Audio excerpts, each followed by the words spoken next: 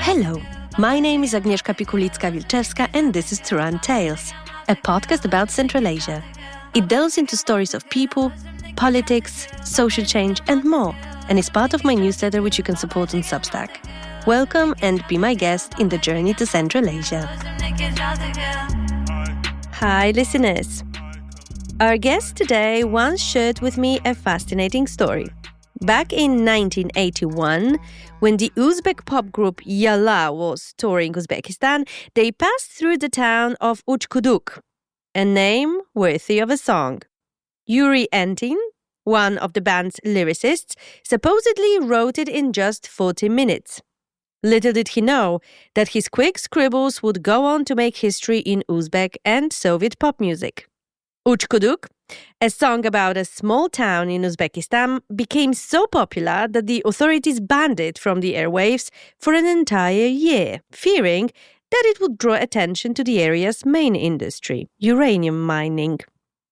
According to legend, the song made the band so recognizable that when its frontman, Farrukh Zakirov, once came to the Kremlin Palace for a concert, a security guard simply said, "Oh, Uchkuduk, come right through."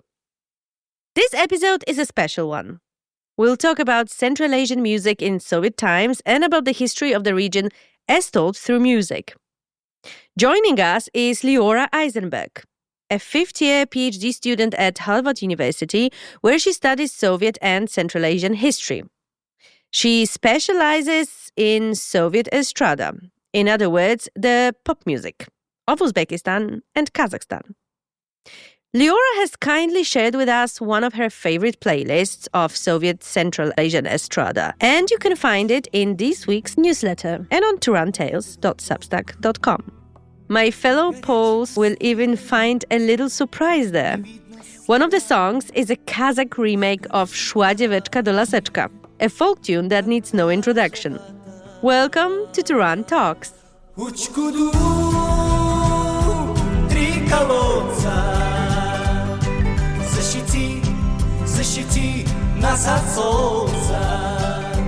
Ты пустыни спасительный круг. Uchkuduk. Hi, Leora. Hi, Thank you so much for accepting my invitation. We've heard a little introduction about you and your background. So, can you tell us what is your favorite Uzbek or Soviet estrada song? Oh my God, that's such a hard question. You're asking. It's like asking me to choose my favorite child. I have a favorite estrada song definitely in Kazakhstan, and I have one in Uzbekistan as well, because those are the two countries that I largely study. Of course, the most famous estrada band in Uzbekistan is Yalla. And it's kind of a boring answer, but I definitely love Muzikальная Chaykhana. That is one of my pump-up songs. Very, very, very famous song, the musical Tea House from the late 80s. I also love the estrada singer Farrukh Zakirov. And every one of his songs is incredible. But I do love the song Beglyanka Habiba. It gets me every time. It's just so lively. And then in Kazakhstan, this is also like a boring answer, but the group Dost Mukasan, their song Toy Juru is like a classic. I love it. I listen to it whenever I'm down. Okay, perfect. I will make sure to add the links to the songs in my newsletter. Thanks for the recommendations. And tell us what brought you to researching Soviet music and dance in Central Asia. It's such an uncommon interest. Okay, so that's an interesting question. I have no connection familially to the region. I'm from the United States. I was born and I was raised there. My parents are from Russia. So I always had awareness of kind of the former Soviet Union and the history of the Soviet Union itself. And I was always aware of music because my entire family are practically musicians. So my mom and her sister, they're twins. They both graduated from the Leningrad Conservatory, and my brother is himself a violinist. I took singing lessons for many, many, many years, so that's also part of my life. But Central Asia, I was exposed to for the first time in 2017 when I went to study Farsi in Tajikistan. And I was like, this is amazing. I kind of never really considered studying anything else after that, after 2017, when I lived with a host family with whom I'm still very close. But music and dance, and I study much more music than dance now at this point in my career anyway, came around about 2 years ago. I started writing an article or a paper about kind of cultural production during evacuation in Uzbekistan in the 1940s. And there was a lot of really interesting things going on musically there. Explain what sort of evacuation you're talking about so that everyone is on the same page. Yes. So what kind of the hallmark event of the Soviet 1940s, certainly the first half of the 1940s, is World War II. Right. During which period, especially 1941, 1942, so many people were evacuated from the kind of external part of the Soviet Union, parts that are closest to the borders. So parts of Russia, Ukraine, and Belarus were evacuated to not just to Central Asia, but to Central Asia, Siberia, kind of the interior of the Soviet Union. So many people, literally millions, came to Central Asia. And this obviously led to great changes. And by great, I mean big, not necessarily good, in music, because so many people evacuated were themselves cultural producers. So musicians, et cetera, et cetera. So I was writing a paper about that. And then parallel to this, I was helping organize a conference that we have every year at Harvard for kind of young scholars of Central Asia. And I was tasked with creating a playlist for these people for dinner and dancing afterwards. And I made a playlist. I worked really hard on it. And I showed it to my boss. And she said, "This is a great playlist, Leora, but where's Yalla?" I was like, "What's Yalla?" And she's like, "Leora, you have to know this. How could you study Central Asia and not know this?" And that was April of 2023. And I had met Yalla by July of 2023. Before we move to you meeting Yalla, tell us about how this all developed. So how the conference ended. You started listening to Yalla. Oh. So yeah, I started listening to Yalla. I found a recording of their song, the song that I mentioned before, Muzika na Cheikhana, by a singer named Sigdiana, who was herself from Uzbekistan. And I thought this was a great song. And then I showed it to my friend and she's like, "Leora, that's great, but it's like not the original. Like, why are you listening to that?" So I just wouldn't stop listening. I listened to them literally all the time. It was driving everybody crazy. And I never really stopped listening to them 2 years later. And here we are writing a dissertation about them. That's very interesting. And this is when you first decided to travel to Uzbekistan? This was not my first time in Uzbekistan. I had been there in 2022, but just as a tourist. Like, I had never done any work there before. I had originally planned to do my dissertation comparing Kazakhstan and Tajikistan. I altered my plans such that it became about Kazakhstan and Uzbekistan. So yes, the first time that I was there for research purposes was 2023. Okay, so what is it about Uzbek estrada that made it so popular in the USSR? Or maybe what was the difference between the Uzbek and other Central Asian music scenes? So there are 5 Central Asian republics in the Soviet Union: Kazakhstan, Kyrgyzstan, Turkmenistan, Tajikistan, and Uzbekistan. And they all had different roles to play. They all, they had obviously different cultures, different languages, but they are not all equal. And in the Soviet Union, Uzbekistan had a very special role to play because it was geopolitically, I would argue, the most important republic. It was Tashkent itself was considered, and other scholars have talked about this, the pearl of the Soviet East. It was Moscow's like blossoming flower of the East or whatever. There are lots of orientalized descriptions of the role of Tashkent. And it was kind of used as this meeting point for the countries of the non-aligned bloc or the developing world, then it was called the Third World, to interact with the Soviet Union. So there were tons of really important conferences and congresses and events of an international scale that were hosted in Tashkent, right? This is like the conferences, I forgot the exact title, but like the congresses of the writers of the lands of Asia and Africa, or Indian film festivals, the Tashkent International Film Festival, et cetera, et cetera. These events of like monumental international significance were hosted in Tashkent because it was showed to be this meeting place of the Soviet Union and the East, right? Raj Kapoor, this very famous Indian Bollywood actor, visited there. I mean, I can't tell you exactly how many times, but it was something like at least 7 or 8. He's so well beloved that there's even an Indian restaurant in Tashkent called Raj Kapoor in the hotel where he used to stay, where there is a mosaic kind of based off of Indian motifs. So Tashkent had this incredibly important role to play As a result, Uzbek estrada had kind of a dual role to play. Every republic was tasked with promoting its own quote-unquote national culture, the culture of the ethnic group that the territory was purportedly for, right? Kazakhstan for Kazakhs, Kyrgyzstan for Kyrgyz, Uzbekistan for Uzbeks, so on and so forth. I'm simplifying here, obviously. So not only did Uzbek musicians have to create quote-unquote Uzbek estrada in Uzbek for Uzbeks, but they also had to create estrada that would cater to and be palatable to and relatable to the musicians and the artists and the actors and, the diplomats whom they were hosting from the lands of the quote-unquote foreign East, so the non-aligned bloc. And the non-aligned, I would say, bloc that tends to be Muslim countries and not only. So this would be India, Pakistan, Afghanistan, Turkey, Arab countries. I don't remember if I mentioned Iran, et cetera, et cetera. So Uzbek estrada, even if we consider it fundamentally Uzbek, has so many songs that are actually in Arabic and Hindi and in Farsi. These had tremendous popularity amongst the local population on the one hand, but also played a huge role in catering to these foreign audiences that were visiting Tashkent. Why you think that Uzbek estrada became so popular also outside of Central Asia?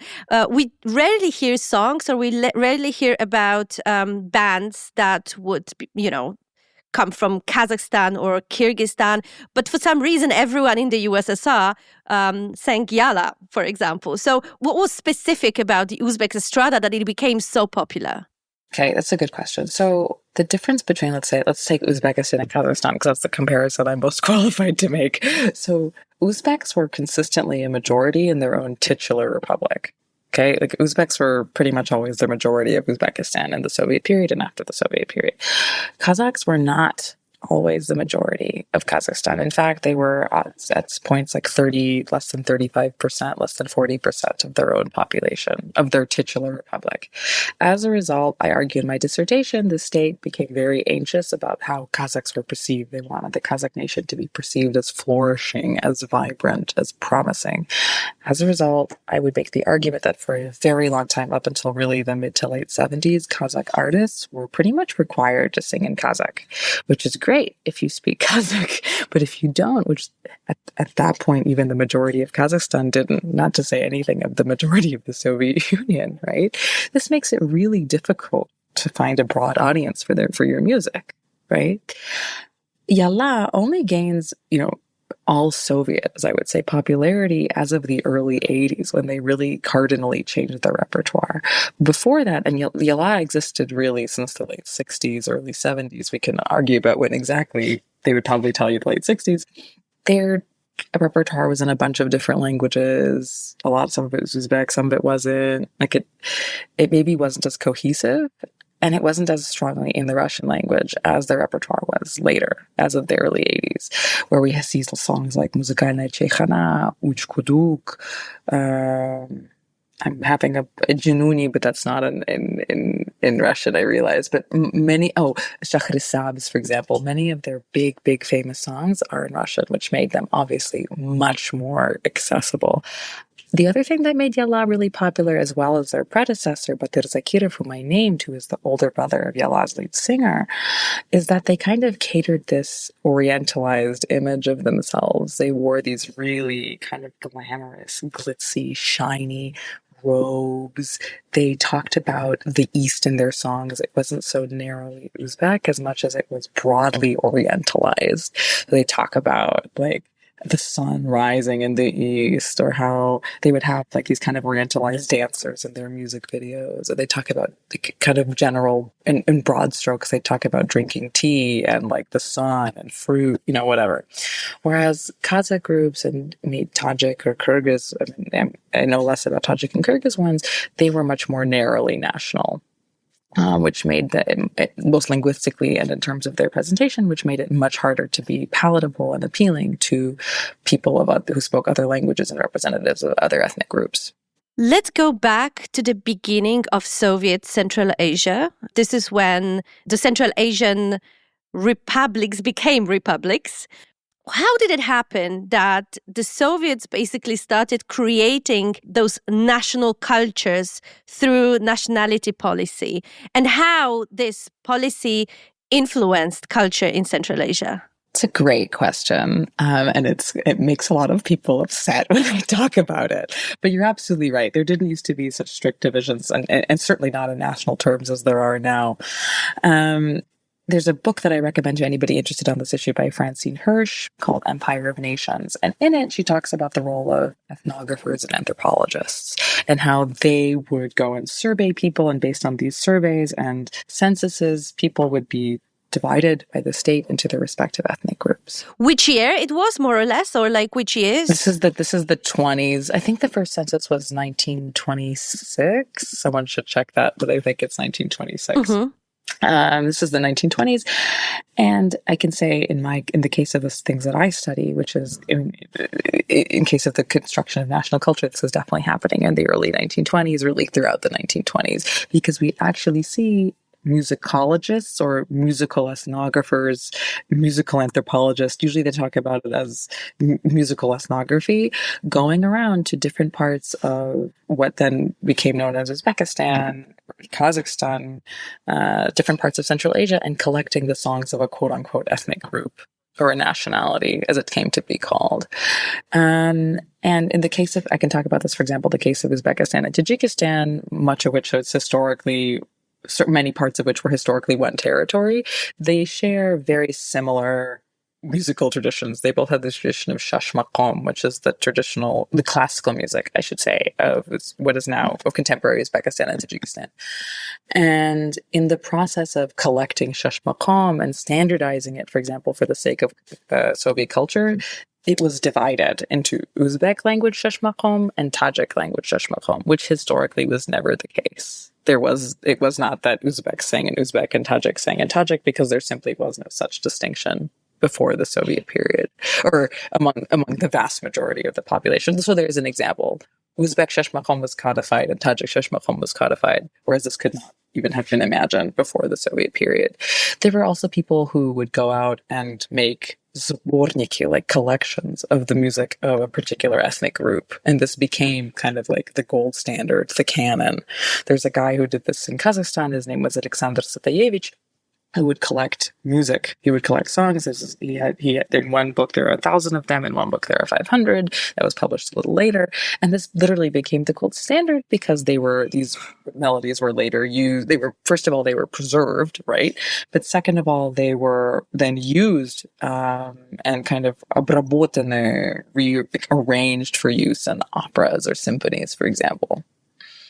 So this kind of music, was it natural, or was it authentic for local people? Yes and no. So both. There are elements of both. Let's start with the no. So most of these ethnographers were not working with phonographs, and many of them did not know the local language. So they're going to introduce bias, if we're going to use a scientific term, into their recordings, whether they want to or not, because they cannot write the words down, even if they have, let's say, a local assistant. There's lots of discussion about how some of these people just did not write words down, okay, and then how they needed to rectify the situation in some cases decades later. I have seen evidence of this. When you don't have a phonograph, you're relying on someone's memory, and no matter how good someone's memory is, ultimately it's human. The other thing that really distorted this music is the fact that Kazakh music, Kyrgyz music, Tajik music, Uzbek music, Turkmen music, it is not Western music, right? So naturally, it cannot be transcribed according to Western musical notation, which is what all of these ethnographers were using, because they were themselves Westerners who had been trained according to European musical fashion, right? So this meant that they used bar lines, musical staff notation. There's a treble clef in the beginning. You have, European style meter. So you would have 4/4 time or 3/4 time, whatever. You have a different tonal structure, right? Do, re, mi, fa, sol, la, si. Do, re, mi, fa, sol, la, si, do. Right, that doesn't exist necessarily in all of these cultures because they have quarter tones or half tones. We have half tones in Western music, but quarter tones, for example, or, melismas that function differently. Whatever. This was not always properly notated. And it's often difficult to say to what extent, because in some cases, all that we have is the song or the music as it was preserved by these Soviet European educated musical ethnographers. So in those ways, the music is not authentic, okay, in those particular ways. I would also note that some of these musical ethnographers were recording quote unquote folk songs that are definitely not folk songs, because some of them are like song ode to Stalin, whatever. I have strong doubts on that being a real folk song. And like it just sounds, I mean, the definition of a folk song is a song that's like has no composer and is sung a song amongst the people, but song about Stalin, I have my doubts on those being really sung, but whatever. On the other hand, I have no reason to believe that many of the songs that they were recording that were not like ode to Stalin, okay? I have no reason to believe that they weren't real. In fact, in some cases, I have seen that different people have recorded the same song from different respondents. There were multiple musical ethnographers working in different times. I can think of 3 or 4 in Kazakhstan at different points in time. And they would talk about the same song. And they would say, oh, so-and-so recorded it incorrectly. So I think that they were real, many of them. So people identified with this culture that was, in a sense, imposed by the Soviet Union, but on the other hand, tried to reflect the reality. Yeah, I think that's a good way of putting it. Or rather, I would actually put it a little differently. Like the Soviet Union was trying to create a culture that was the way that conformed to the way that they thought national culture should look, but was also meant to be authentic and relatable to the representatives of this culture. Okay, so the good thing is that we didn't end up having something completely imposed or like colonially imposed on the local people, but something that local people could also participate in, right? So from this point of view, like what sort of difference in music was between the Kazakh bands and the Uzbek bands, for example? What were the main differences? Well, let me just stop you for one moment and say much music like in the 1930s, like after the period of like the main period of these musical ethnographers and anthropologists doing their work, we do see the rise of like opera and symphony and ballet in this region. That is completely imposed. 100% imposed. Polyphonic music, where there are multiple melodic lines happening at once, that did not exist in Central Asia. So I do want to actually stress that the music that followed, the canonization of Central Asian music, was very much imposed by the state. Remind me of your question one more time. I'm so sorry. No worries. In the end, like following, the work of the ethnographers and following the imposition of ballet and, other Western musical forms onto Central Asia, what was the difference between the Uzbek music and Kazakh music? I'm talking about estrada. Sure. So this goes back to what I was saying before about the linguistic thing. So generally speaking, Kazakhstan just did not have many Kazakhs in the 1960s and 1970s. This is a really terrible reality that stems from the famine that happened in the early 1930s, which annihilated, staggering proportions of the Kazakh population and sent, let's say, another 10% out of Kazakhstan because they fled, right? As a result, the state has just few Kazakhs in Kazakhstan. And the state is anxious about this. So the music it's creating, the estrada it's creating will always be what was generally very, very Kazakh facing. Let me give you an example, okay? So this makes some sense. Estrada was a very popular genre across the Soviet Union in the 1950s and 60s, right? Many would argue that it started in the war. I'm not going to go there. I'm not going to enter myself into those debates. But it needs to spread across the Soviet Union, or rather, it doesn't need to spread. It spreads across the Soviet Union, and the state needs to kind of make sure that it's developing in nationally appropriate forms, right? So estrada can't just be estrada, God forbid. It has to have Uzbek estrada, it has to have Kazakh estrada, and it needs to be monitored by the state so it's appropriate. So the state creates and kind of see and the end of the 1950s, generally, maybe early 60s, I think mostly the late 1950s, you see the creation of these things called эстрадно-симфонические оркестры, estrada symphonic orchestras, which tend to work at the Committee for Radio and Television of a particular republic. So they are the ones singing estrada on the radio, okay? And there's a massive difference in the repertoire of the Uzbek Estrada Symphoniczny Orchestra and the Kazakh one. The Kazakh one is overwhelmingly Kazakh. People are singing in Kazakh. Kazakhs are kind of singing in Kazakh, and the non-Kazakhs are not singing Kazakh, but they are the minority of the soloists. Most of them are Kazakh, which is definitely going against the actual demographic trends of the Republic at the time. To my knowledge, of the 9 soloists, and I really think there were 9, there were 6 Kazakhs, 1 Uyghur, 2 Greeks, which does not conform to the demographic realities of the Republic. There are some great Kazakh songs that these Kazakh soloists were singing, but fundamentally they were really only going to be appealing to Kazakh speakers. Okay, so it wasn't going to be accessible to most other people. The Uzbek orchestra, on the other hand, the Symphoniczny Orchestra. I actually don't know all of the soloists. I haven't had the opportunity to access Uzbek archival documents, so I don't know the kind of the nitty gritty here quite as much. But the 2 kind of main kind of memorable soloists of that Estrada Symphoniczny Orchestra were 2 women named Muhabbat Shamayeva and Drano Sharipova, and they sang in a bunch of different languages. They sang in Tajik, they sang in Crimean Tatar, they sang in Farsi, they sang in Uzbek, they sang in Russian. They were much less limited by the kind of the idea of having to sing the songs of a national culture, right?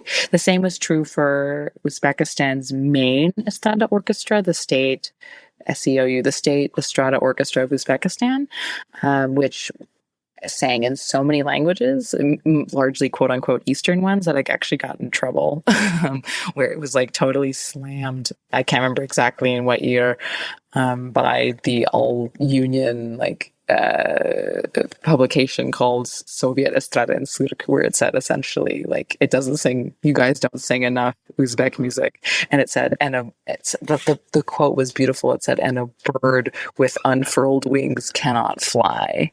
Like this orchestra cannot take flight because it's not singing enough in Uzbek. Nonetheless, it was really, really popular among very broad audiences. So this is the main kind of difference, I would say. Kazakh music, kind of estrada music, it shows us a great deal of anxiety. It was kind of showing a different reality than what was true on the ground. It's actually showing it's not showing reality, I guess is a better way of putting it. People were largely Kazakh. They were largely singing in Kazakh, which was simply not what was happening on the ground at the time. Whereas their Uzbek counterparts were singing in a lot of different languages.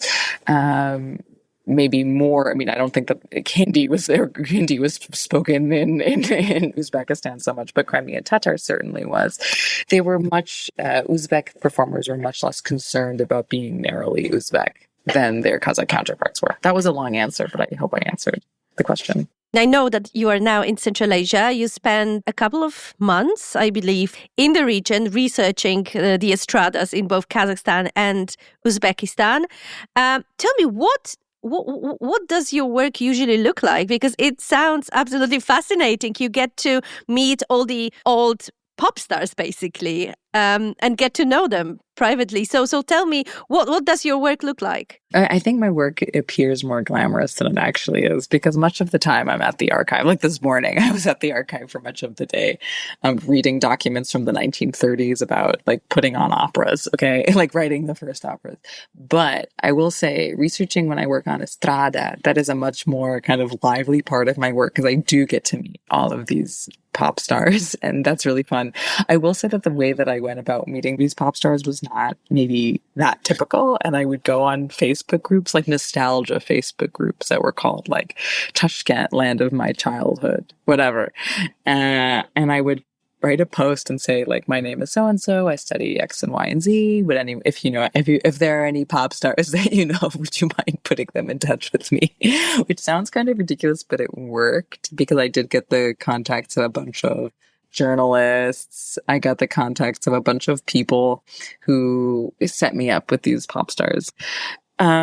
It's often less glamorous than it sounds because we meet at a cafe and we just talk about their life for an hour. But in many cases, it's been really, really, really fun. I did get to go backstage at a Yalla performance in 2023 when I interviewed Farrukh Zakirov, their main singer, and I got to know their guitarist, Takhtaev, not Takhtarov.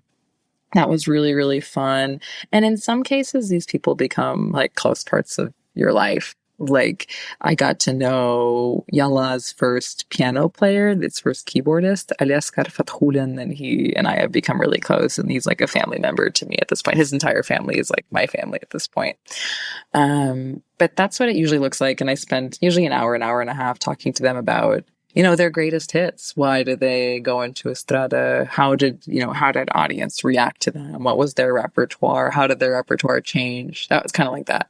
So based on your interviews and based on your knowledge about Uzbek estrada, what did this scene look like back in the day? Like, was it, I can imagine that it wasn't, as crazy as maybe the Western scene, but maybe you got some glimpse into what this life of a pop star looked like back in the 70s and 80s. Oh, yeah, for sure. Unfortunately, a lot of this is stuff I can't share on a podcast.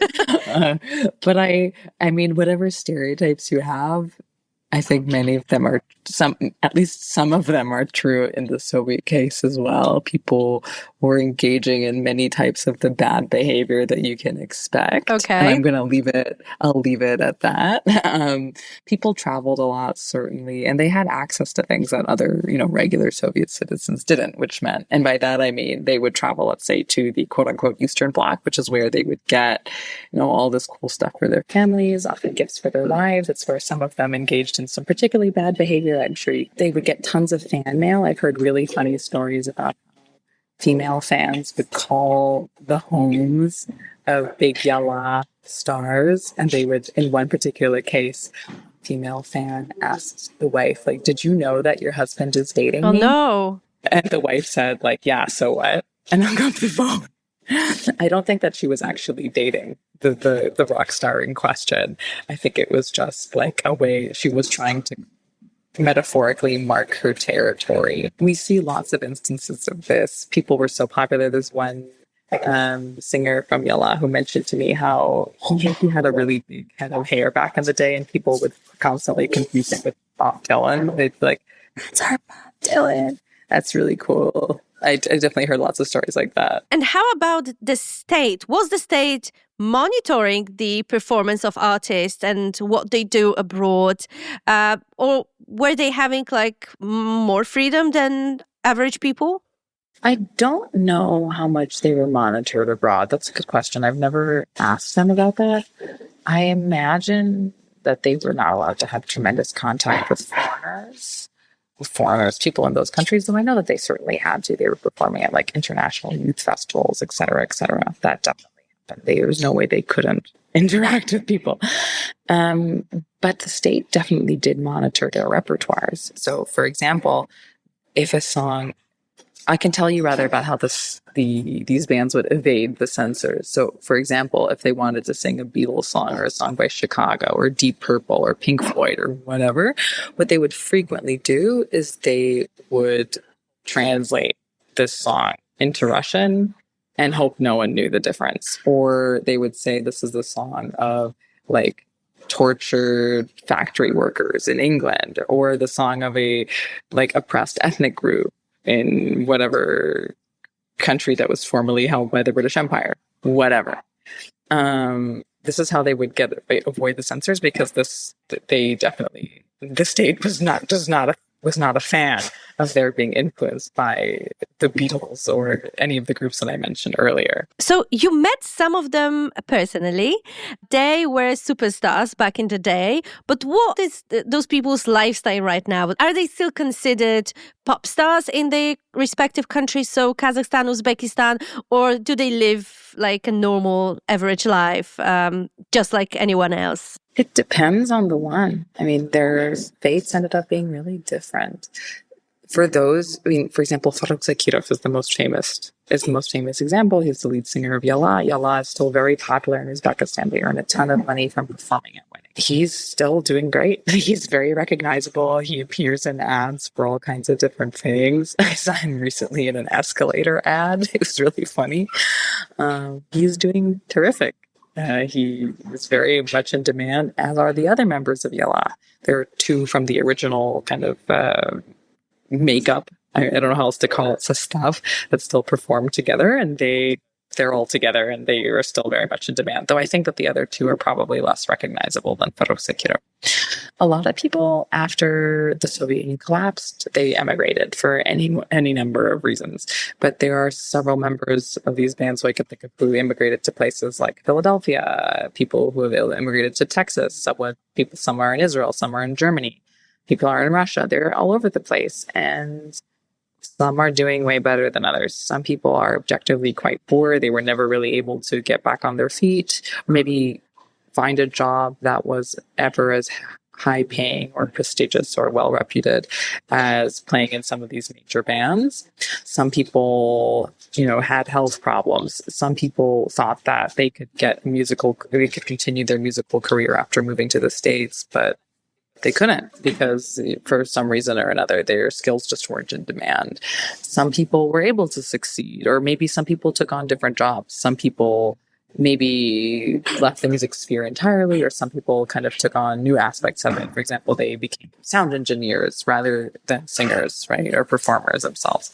So you see lots of different adaptations to life abroad, but generally speaking, I mean, almost in all cases, those who went abroad were never as recognized in the US or Germany or wherever as they were back home. But in some cases, if they go back to whatever country they're originally from, they are often treated like royalty. You definitely see that they are well remembered and beloved to this day. And what are some of the hidden gems of the Central Asian estrada? I mean, do you have any bands that would be not much known these days, but are actually very, very much worth listening or reminding?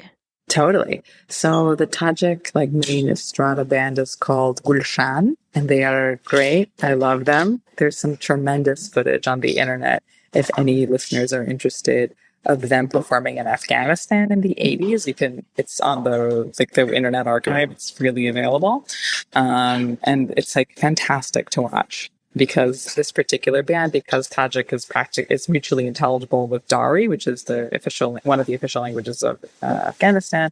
This band was often sent there. So it's those are really cool during the war of the Soviet-Afghan War of 79 to 89. So that's really, really cool to see visually what that interaction looks like. And I also love their songs. They have a song called A Sanam, which is really, really catchy and sounds eerily similar to an Italian disco song of roughly the same period. Not going to say more about that. There's also a tremendous Turkmen kind of estrada jazz band called Güneş. I happen to know their former artistic director, their former musical director, and it's some of the highest quality jazz and kind of estrada style musics that you're going to get out of Central Asia. It's absolutely unbelievable.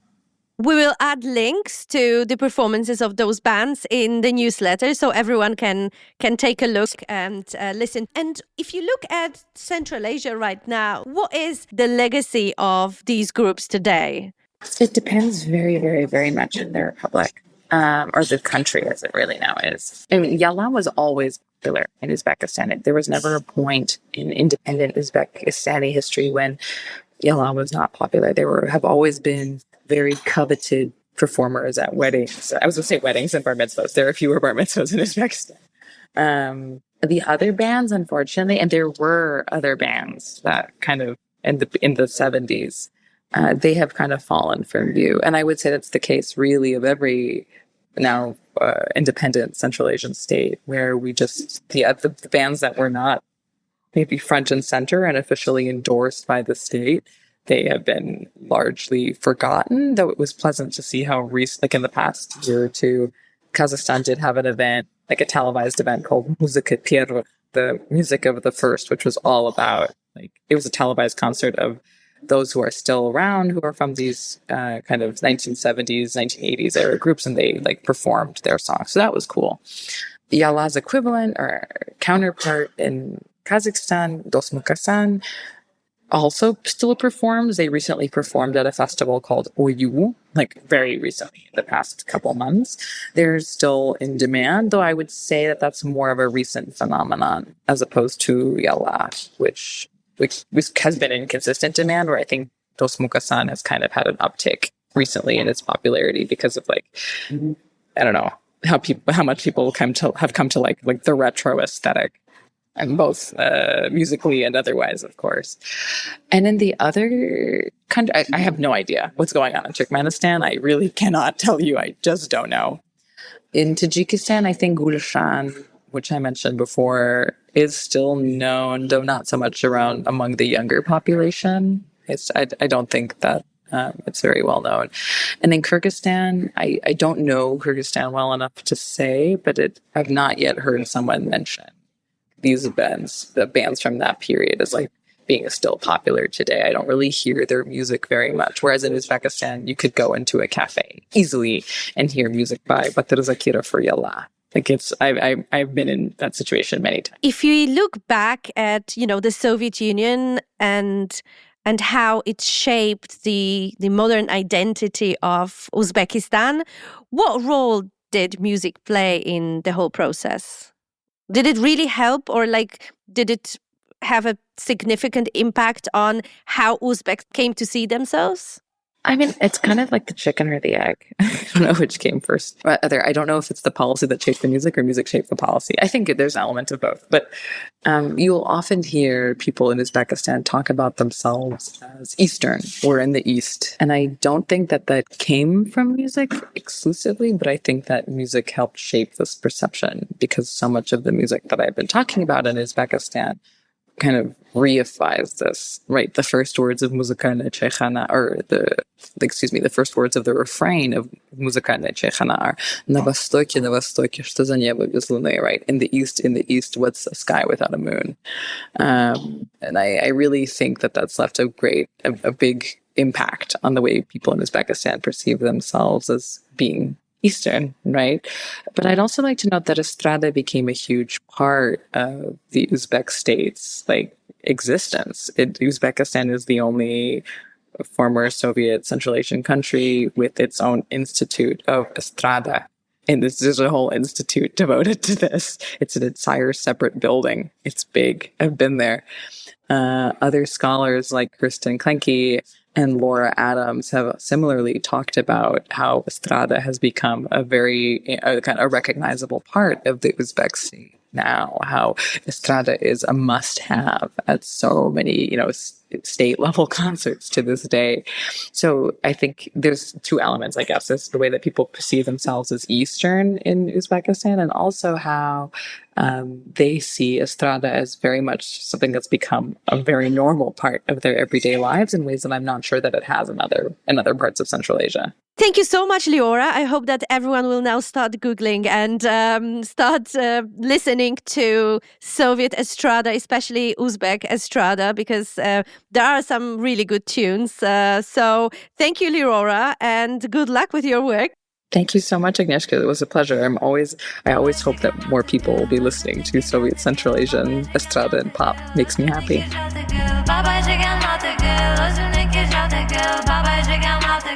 That's it for today. Thank you for listening, and please subscribe to Turan Tales on Substack. I look forward to meeting you there and on my newsletter's social media.